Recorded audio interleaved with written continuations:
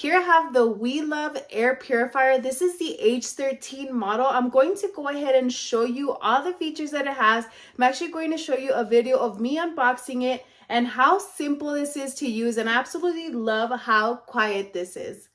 This is a quick overview of what the box looks like. I'm going to go ahead and show you how simple it is to set up the app so you could have control of your air purifier at the palm of your hands. First and foremost, make sure your air purifier is in pairing mode. Then you're going to want to find your purifier under your Bluetooth setting. It is so simple to control, the touch of a button. Once you open your air purifier, you're going to see your filter and all the additional attachments that go along with your purifier. This is the power cord. It comes separately, and this is your filter. Everything comes neatly packaged inside of your air purifier. Once you take out the air filter from the plastic, then you're going to want to install it inside the air purifier. This was so simple to do. Make sure you install it properly and it's set in place, then you could lock and seal it. Once you're ready to power it on, simply place the power cable behind the air purifier. Here's a brief picture of all the settings on your air purifier. I went ahead and powered it on. The great thing about this air purifier is that you could actually set a timer. It has 2,